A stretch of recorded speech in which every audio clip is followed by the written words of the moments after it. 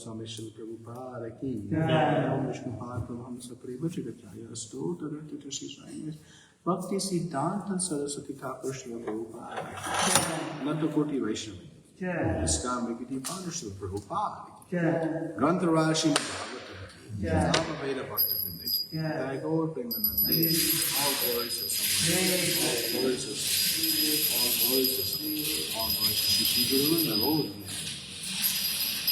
Om Namo Bhagavate Vasudevaya Om Namo Bhagavate Vasudevaya Om Namo Bhagavate Vasudevaya Om Namo Bhagavate Vasudevaya Om Namo Bhagavate Vasudevaya Om Namo Bhagavate Vasudevaya Narayanam Namaskritya Naram Chaiva Narottamam Devim Saraswatim Vyasam Tato Jayamudire Astaprayeshu Bhadreshu Nityam Bhagavata Sevaya Bhagavati Uttama-shloke Bhaktir Bhavati Naishtiki Hare Krishna. Welcome to Devasudan Mandir Grantharaj Śrīmad-Bhāgavatam class on auspicious Parama Ekadashi in Purushottam Mas. Reading from Canto 1, Chapter 15, text number 27. The Pandavas retire timely. Desha Kalartha Yuktani Ritta Tapopasamanicha Haranti Smaratas Chittam Govinda Bihitani Me Desha Kalartha Yuktani Ritta Popasamanicha Haranti Smaratas Chittam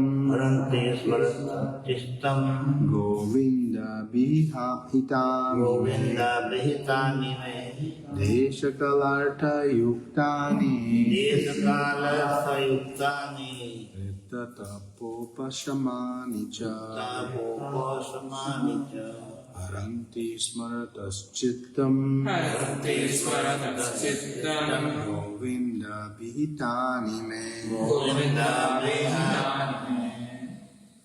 Desha Kalartha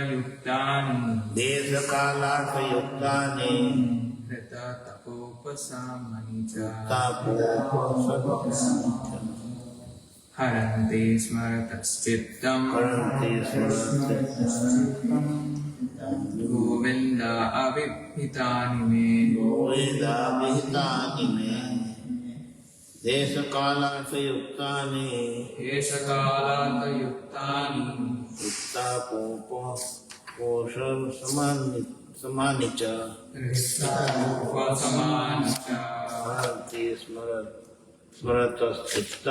Haranti Smaratas Chittam Govinda Bihitani Me Desha Kalartha Yuktani Ritta Popasamanicha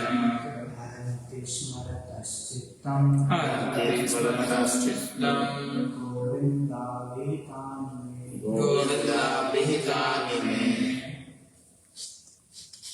Sarojini Devi Vidasi.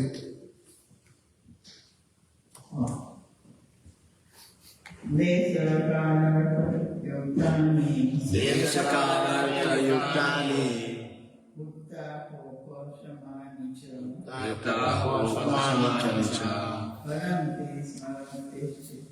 Haranti Smaratas Chittam Govinda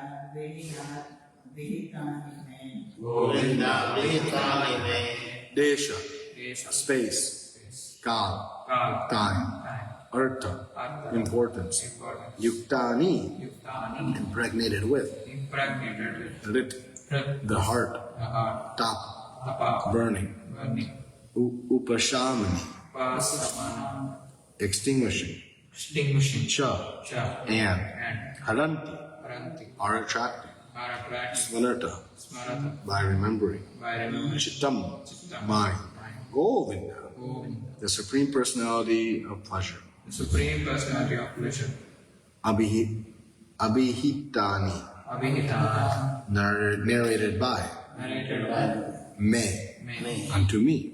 unto me. Translation and purport by His Divine Grace of Charanvinda Bhakti Vedanta Swami Śrīla Prabhupāda. Śrīla Prabhupāda ki.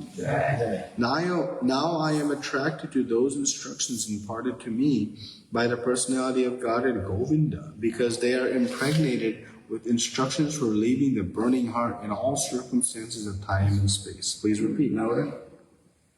Please repeat. Now I am attracted to those instructions imparted to me by the personality of Godhead Govinda, because they are impregnated with instructions for relieving the burning heart in all circumstances of time and space. Purport. Herein, Arjuna refers to the instruction of the Bhagavad-gītā, which was imparted to him by the Lord on the battlefield of Kurukṣetra.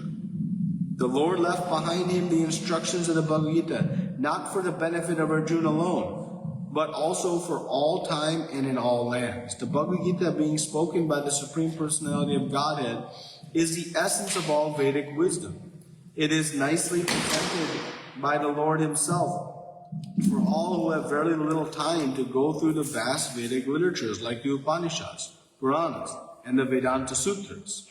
It is put within the study of the great historical epic Mahabharata, which was especially prepared for less intelligent class, namely the women, the laborers, and those who are worthless descendants of the Brahmanas, Kshatriyas, and higher sections of the Vaishyas. The problem which arose in the heart of Arjuna on the battlefield of Kurukṣetra was solved by the teachings of the Bhagavad-gītā.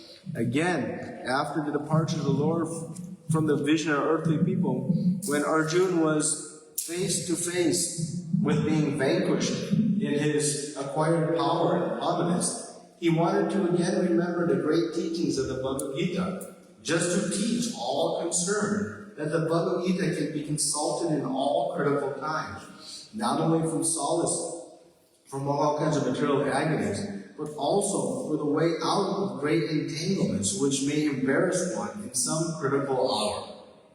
The merciful Lord left behind him the great teachings of the Bhagavad-gītā so that one can take to the instruction of the Lord even when He is not visible to the material eyesight. Material senses cannot have any estimation of the Supreme Lord, but by His inconceivable power the Lord can incarnate Himself to the sense perception of the conditioned soul in a suitable manner through the agency of matter, which is also another form of the Lord's manifest energy. Thus the Bhagavad-gītā, or any authentic scriptural sound representation of the Lord, is also the incarnation of the Lord. There is no difference between the sound representation of the Lord and the Lord Himself. One can derive the same benefit from the Bhagavad-gītā as Arjuna did in the personal presence of the Lord. The faithful human being who is desirous of being liberated from the clutches of material existence can very easily take advantage of the Bhagavad-gītā, with this in view. The Lord instructed Arjuna as if Arjuna were in need of it. In the Bhagavad-gītā, 5 important factors of knowledge have been delineated pertaining to the Supreme Lord, the living being, nature, time and space, and the process of activity. Out of these, the Supreme Lord and the living being are qualitatively one. The difference between the two has been analyzed as the difference between the whole and the part in the parcel. Nature is inert matter displaying the interaction of 3 different modes, and eternal time and unlimited space are considered to be beyond the existence of material nature. Activities of the living being are different varieties of aptitudes which can entrap or liberate the living being within and without material nature. All these subject matters are concisely discussed in the Bhagavad-gītā, and later the subject matters are elaborated in Śrīmad-Bhāgavatam for further enlightenment. Out of the 5 subjects, the Supreme Lord and the living entity, nature, time, and space are eternal, but the living entity, nature, and time are under the direction of the Supreme Lord, who is absolute and completely independent of any other control. The Supreme Lord is the supreme controller. The material activity of a living being is beginningless, but it has been rectified, but it can be rectified by transferal into the spiritual quality. Thus it ceases its material qualitative reactions. Both the Lord and living entity are cognizant, and both have the sense of identification of being conscious as a living force. But the living being under the condition of material nature, called Mahat-tattva, misidentifies himself as being different from the Lord. The whole scheme of Vedic wisdom is targeted to the aim of eradicating such a misconception, and thus liberating the living being from the illusion of material identification. When such an illusion is eradicated by knowledge and renunciation, the living beings are responsible actors and enjoyers also. The sense of enjoyment in the Lord is real, but the sense of in the living being is a sort of wishful desire only. The difference in consciousness is a distinction of the two identities, namely the Lord and the living being. Otherwise, there is no difference between the Lord and the living being. The living being is therefore eternally one and different simultaneously. The whole instruction of the Bhagavad-gītā stands on this principle. In the Bhagavad-gītā, the Lord and the living beings are both described as sanatana, or eternal, and the Lord's abode, far beyond the material sky, is also described as sanatana. The living being is invited to live in the sanatana existence of the Lord, in the process which one can help a living being to approach the Lord's abode, where the liberated activity of soul is exhibited, is called Sanatana Dharma. One cannot, however, reach the eternal abode of the Lord without being free from the misconceptions of material identification. And the Bhagavad-gītā gives us a clue as how to achieve this stage of perfection. The process of being liberated from misconception of material identification is called, in different stages, fruitive activity, imperative philosophy, and devotional service, up to transcendental realization. Such transcendental realization is made possible by dovetailing all of the above items in relation to the Lord. Prescribed duties of the human being, as described in the Vedas, can gradually purify the sinful mind of the conditioned soul and raise it to the stage of knowledge. The purified stage of acquired knowledge becomes basis of devotional service to the Lord. As long as one is engaged in researching the solution to the problems of life, his knowledge is called jnana, or purified knowledge. But on realizing the actual solution of life, one becomes situated in devotional service to the Lord. The Bhagavad-gītā begins with the problems of life by discriminating the soul from the elements of matter, and proves by all reason and argument that the soul is indestructible in all circumstances, and that the outer covering of matter, the body and the mind, change for another term of material existence, which is full of miseries. The Bhagavad-gītā is therefore meant for terminating all different types of miseries, and Arjuna took shelter of its great knowledge, which had been imparted to him during the Kurukṣetra battle. Om Jnana-timirandasya Jnana-jnana-shalakaya Chakshurāmritam Tasmai Śrīla Prabhupāda Śrī Chaitanya Manobhishtam Sthapitam Yena Bhutale Swayam Rupa Kada Mahyam Dadati Swapadantikam Vandeham Shri Guru Śrīla Parikamalam Shri Guru Vaishnavamskam Shri Rupam Sagrajatam Sakara Raghunatam Tam Sajivam Sadvaitam Savadutam Parijana Sahitam Kṛṣṇa Chaitanya Devam Shri Radha Kṛṣṇa Padan Sagana Lalita Shri Vishakhanvitam Shra Hey Kṛṣṇa Karuna Sindhu Dīnabandhu Jagatpate Gopesha Gopika Kanta Radha Kanta Namostute Tatra Kanchana Gaurangi Radhe Vrindavaneshwari Vrishabhanusate Devi Pranamami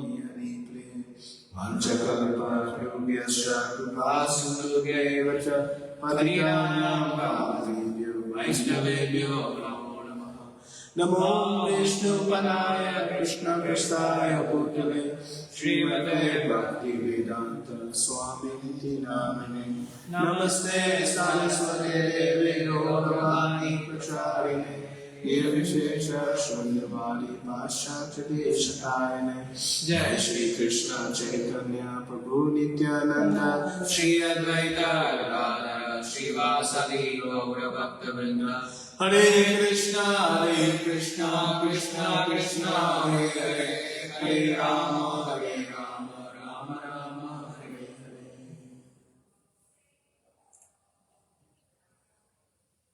Hare Krishna.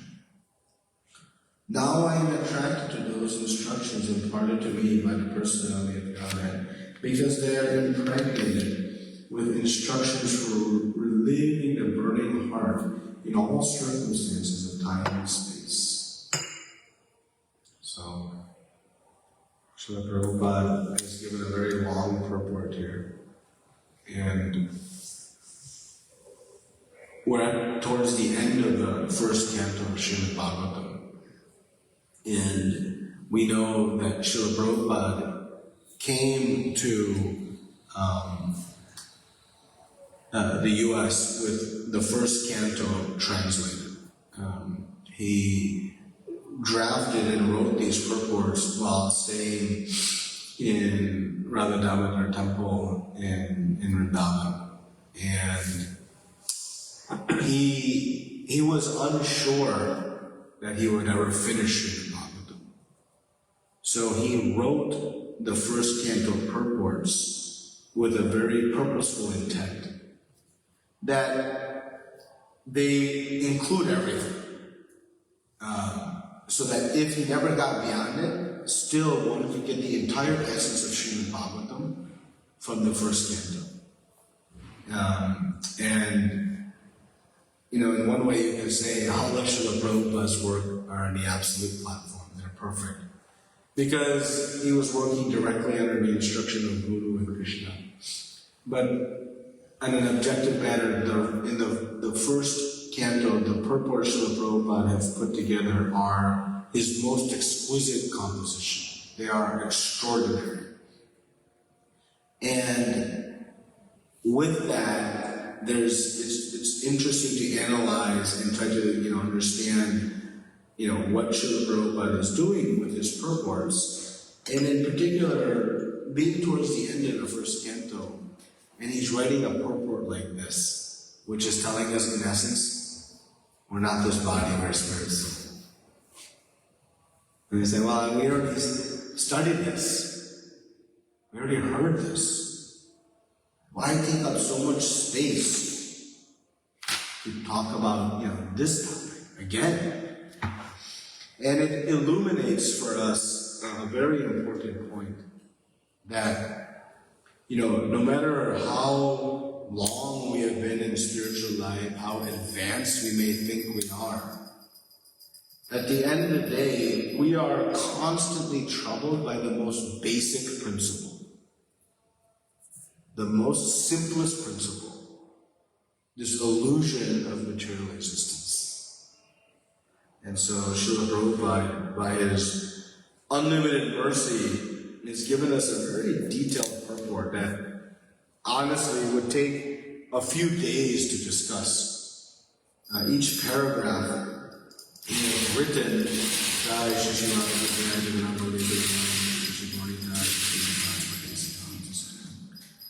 each paragraph is full of great potency. So we'll pick a few points to discuss today.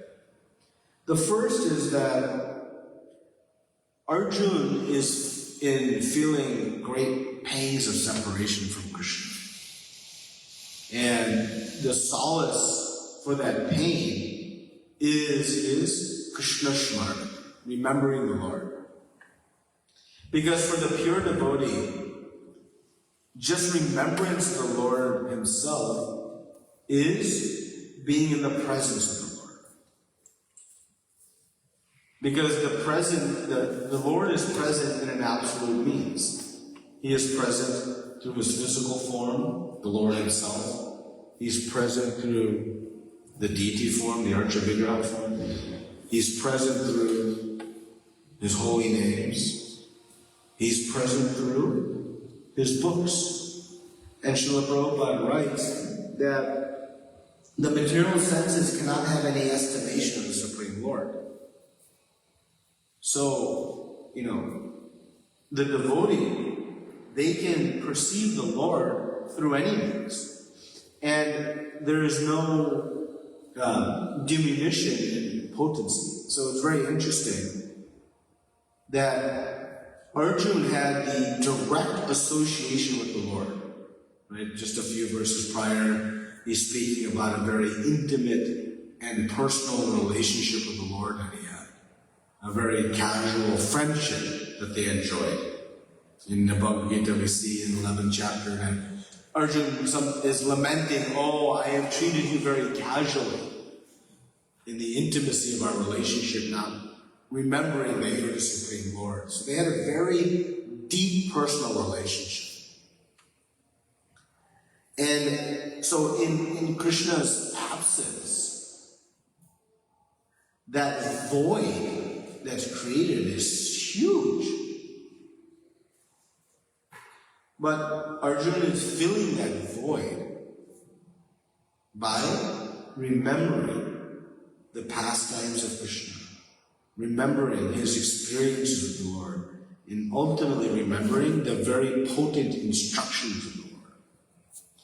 And so the relevance for us is that when are we going to come to that point of realization that when I read Śrīmad-Bhāgavatam, when I read Bhagavad-gītā, when I come and offer obeisances to the Lord, I am having a very direct, personal, intimate relationship with Krishna.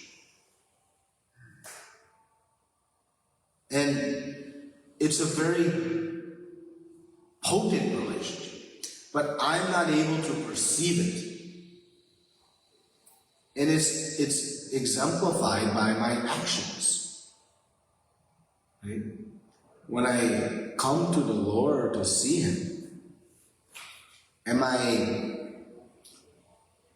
behaving in a way that shows that the Lord is actually there?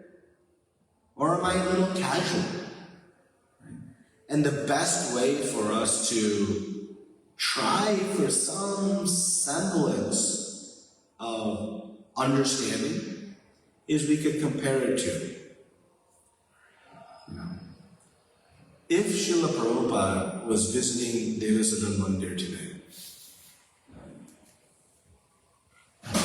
right? Śrīla Prabhupāda himself was here today. What differences we would have in our actions? What time we would show up for temple? Right? How we would sing in kirtan? How much we would be meditating when chanting Shikshashtakam prayers? Because when Śrīla Prabhupada is there in front of us, we would be inspired, right? So then when we use that type of analogy, it helps us to understand that the Supreme Lord Himself is standing there every day for us. Every day He's standing there. But because we are not able to perceive, we don't truly appreciate that the Lord Himself is standing right there. So when we forget, just remember, what would I do if Śrīla Prabhupāda was here? And immediately, our consciousness starts to go. That, I'm interacting with no difference in potency. So Arjuna is interacting with the Lord through his remembering of Krishna in no different form than what he was enjoying with Krishna in his very personal, intimate relationships. So, what is the difference between us and Arjuna? Prabhupada writes that the difference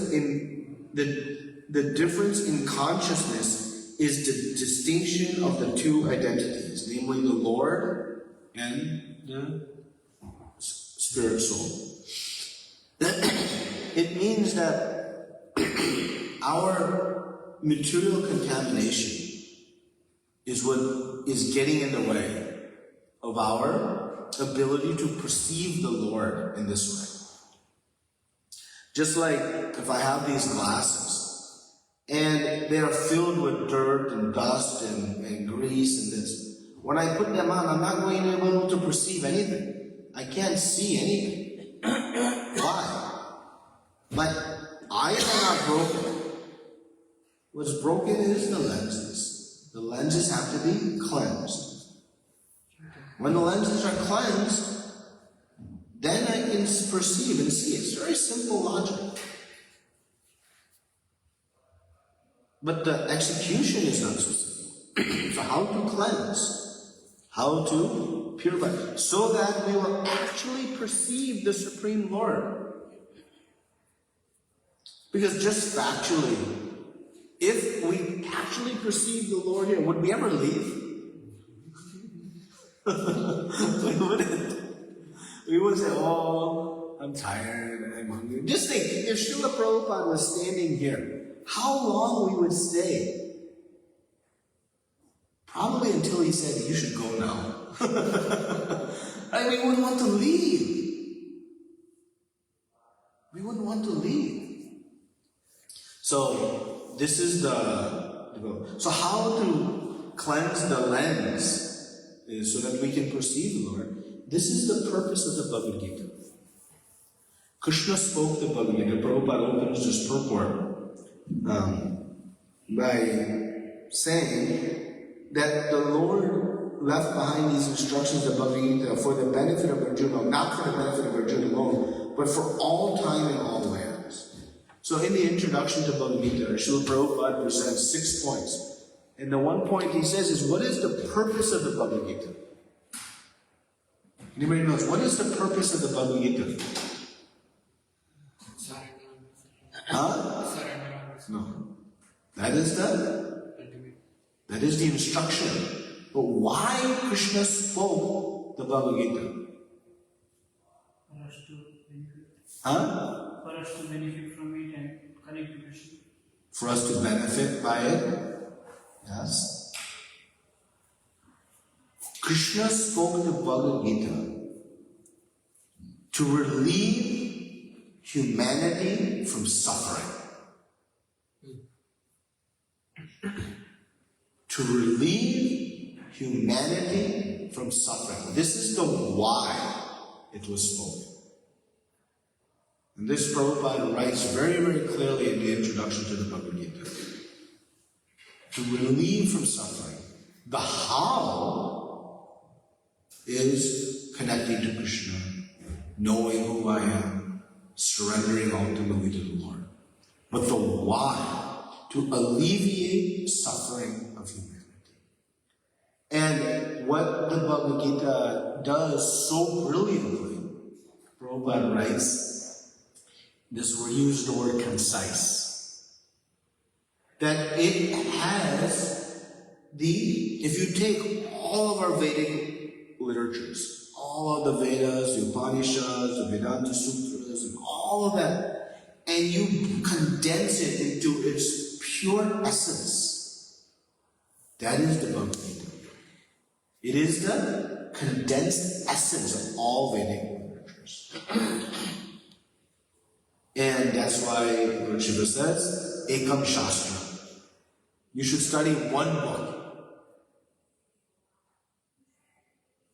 Who's speaking this? Lord Shiva. Telling to Parvati. He says, Ekam Shastra. One book. And that one book, he says, is the Bhagavad-gītā. So, and why? Because this one book has the potency to eradicate all of our suffering. All of our suffering. Not some of it, most of it, but all of it.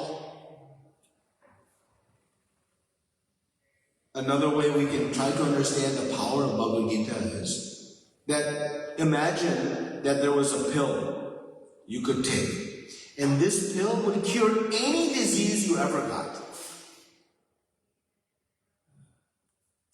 you were the manufacturer of that pill, how rich you would be?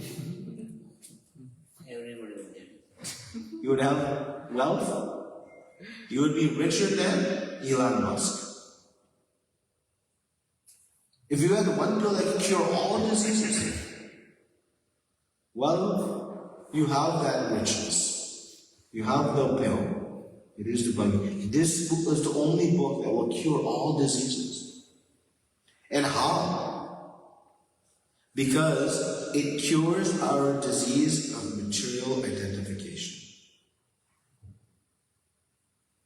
And so, Kṛṣṇa, in the beginning of the Bhagavad-gītā, does something very brilliant in the second chapter. So Arjuna, in the first chapter, gives all the reasons why he doesn't want to fight the war. And he gives very compelling reasons. Hey, I should just forgive. It's Brahminical, it's righteous to forgive. I don't want to incur the sin of killing my guru and grandfather and cousin brothers.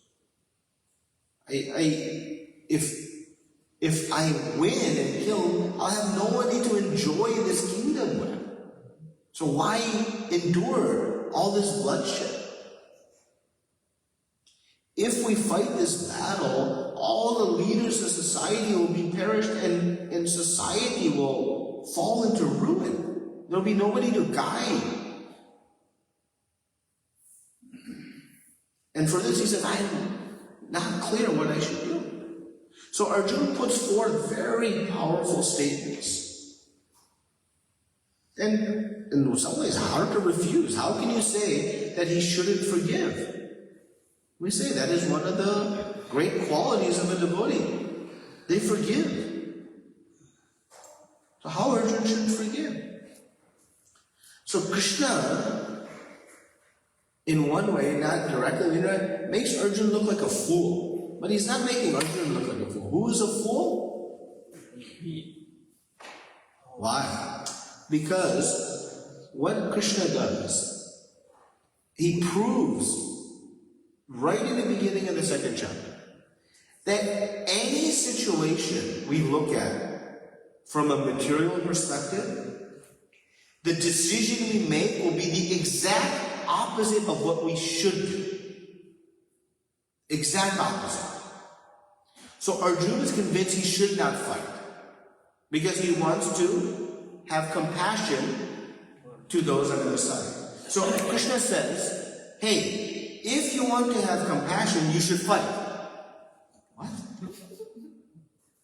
Because Kṛṣṇa tells him, because they have committed so many types of sins, 6 types of aggressive activities they have done, they have stored up so much karma that they're going to have to suffer greatly. But if you kill them on the battlefield, which is Dharma-kshetra, and in the presence of the Supreme Lord, you are opening the doors to the spiritual world for them. So now what is compassion? To let them live and suffer, or to kill them and free them to the spiritual world? Kill them. You say you don't want to incur sin,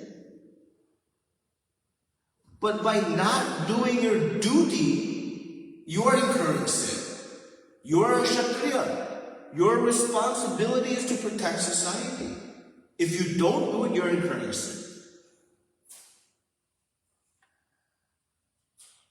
Like this, he goes and breaks up. But the key point is, until we take instruction from the Bhagavad-gītā that comes to us through Guru, every decision we make will actually be the opposite of what we want it to be. Meaning, I want good to come from my decisions. How many of us make a decision of what to do with the intent of having it bad for us? But every decision we make in this material consciousness will end up ruining us. And what we think we should do is actually exact opposite. This is the point Kṛṣṇa makes right in the beginning of Bhagavad-gītā. That stop thinking for yourself, I know what to do. Because Arjuna did that.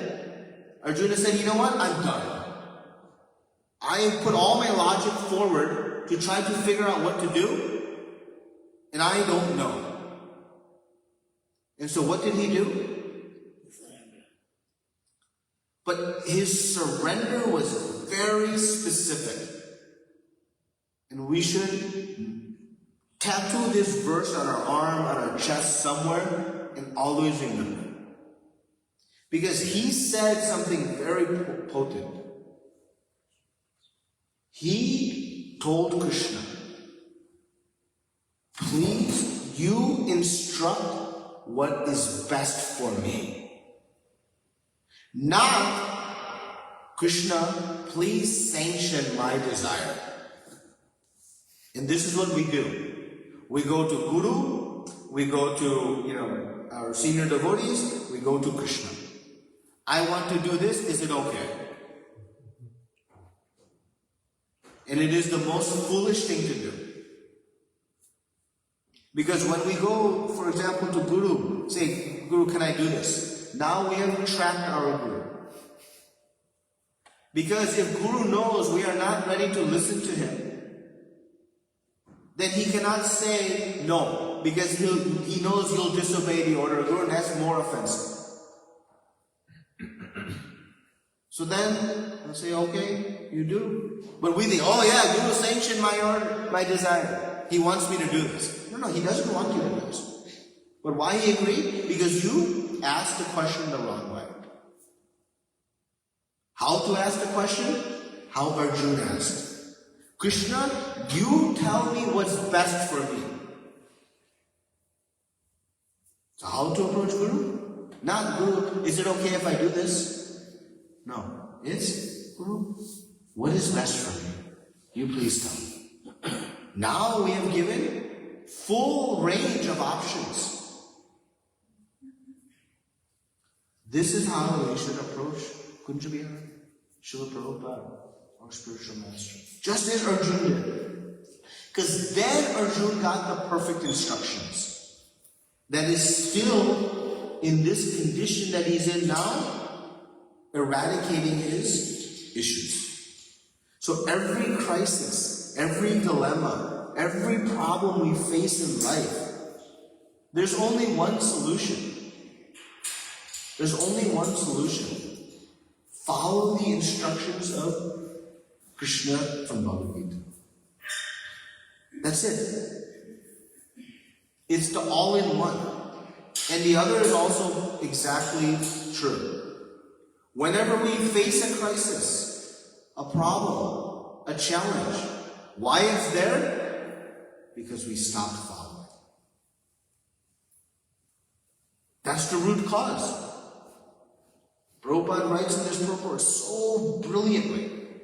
The root cause of everything we're struggling with is our material identification. So, when we have a challenge, problem, ding, ding, ding, ring, ring, ring. Oh yeah, I know I'm not this body, I'm spiritual. No. We have heard it, but we don't know it. And that's why Śrīla Prabhupāda is presenting such a long purport at the end of the first canto on the most basic principle. You're not this body or spirit soul.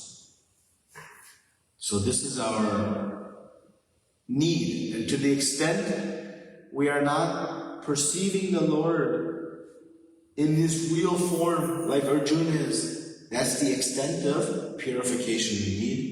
And the more and more we have to hear, I am not this body, I am spirit soul.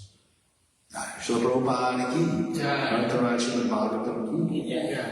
Any comments, questions, discussion, corrections? Thank you, bro. Thanks. It's very long, but if we go on discussing it may take weeks also. But on the basic principle only Śrīla Prabhupada stresses is not long, and the importance of that principle lies behind it. Krishna consciousness is very simple, but not easy. And the only reason it's not easy, because our false ego complicates the simple. That's it. We decide on what we want beforehand. We think we know what to do. We think we know what is good for us. We think too much. Instead, what we should do? Surrender our free will to Śrīla Prabhupāda. And he will escort us back home, back to Godhead. In business class, not even coach class, business class. But we have to be willing to get on the plane. How do you recognize that I have false ego? How do you recognize our false ego? If you don't see Krishna and feel Krishna's presence, you have false ego. Simple. Because what is false ego? False ego is the covering of the soul. It's the first covering. As soon as that covering is fully removed,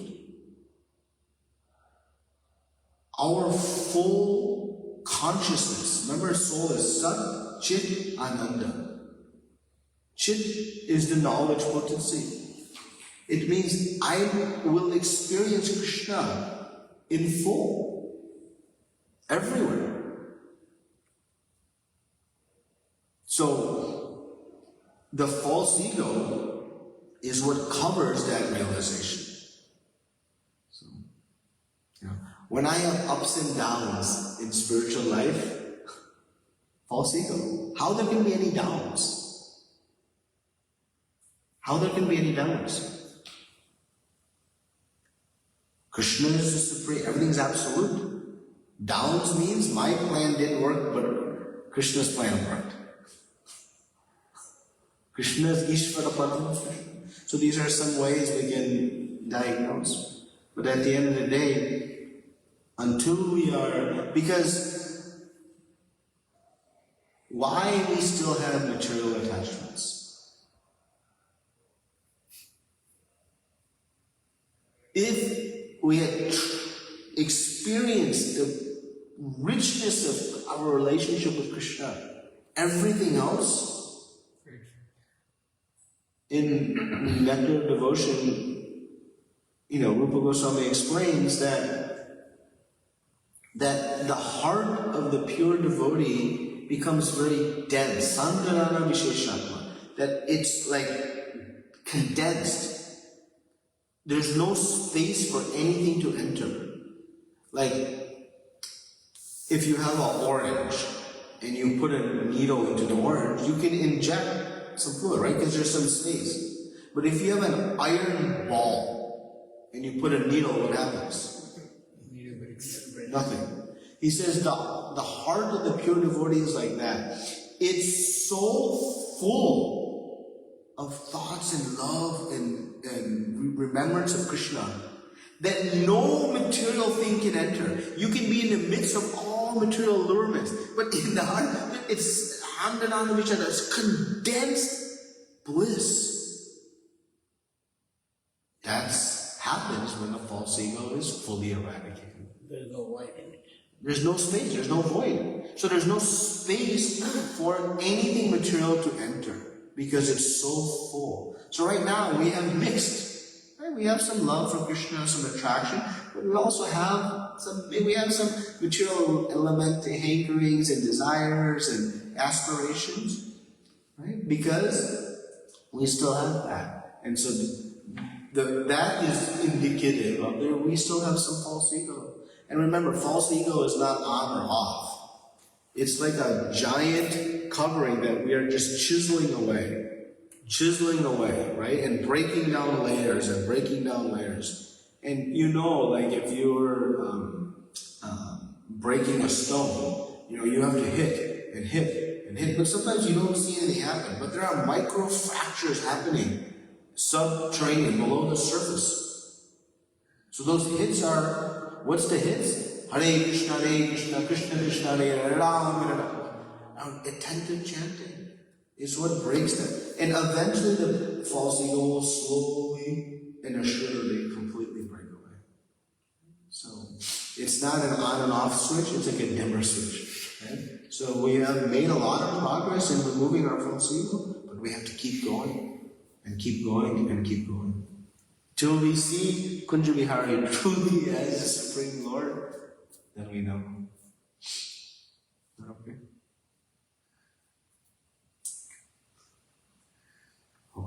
Freedom from the hardship we freedom with Kunja Vihari's name, Hare Krishna. Yeah. So then there is no space for No space. right? And that happens, our attraction happens when we cross anartha nivritti. Right? So when our anarthas are removed from the heart, then ultimately the steadiness in spiritual life happens. And when we are steady, then the taste comes, refuge. When real taste comes, when we chant, we'll not chant our japa with one of these things. Why we have this thing? This is indication of our false ego. Why? Because my success in the day is I have finished my rounds. I'm finished. Why? Because there's no ruchi yet. But we do out of order of guru. Right? But when there is taste, we will become so frustrated. We'll say, Brahma, you gave us only one tongue. I need 2 tongues to chant because it's so sweet. And then we'll get 2 tongues. No, 2 is not enough. I need 10. And then it'll be like Rupa Goswami. We'll say, Krishna, give me millions of tongues. How many of us have prayed to Krishna, give me millions of tongues? You said millions of dollars, millions of followers on Facebook, millions of gulab jamuns. But never we have prayed millions of tongues. Why? Because we haven't experienced the taste. Once the taste comes, it's so addictive. We can't stop. We can't stop. And even Chaitanya Mahaprabhu couldn't stop chanting while in the washroom. That's how much taste there is. And that happens, that's experienced when all the impurities in the heart are removed. Just like pure sight can be seen when the impurities in the glasses are removed. So what to do? Do our sadhana very well, very attentively, very strongly. We be strict with our sadhana, disciplined with our sadhana, then the anartha nivrittis will occur and that taste. And the heart will naturally become filled, condensed with only thoughts of Krishna. We don't even have to try to forget material life. It happens naturally. It cannot happen artificially. So, wherever we are, no worries. Just tomorrow, make a little step forward in our sadhana. And the next day, another step forward in our sadhana. And the next day, and every day, micro gains leads to huge gains in a long time. But that's the point. Okay? Thank you very much. Śrīla Prabhupāda ki, Śrīmad-Bhāgavatam ki, Hare Krishna.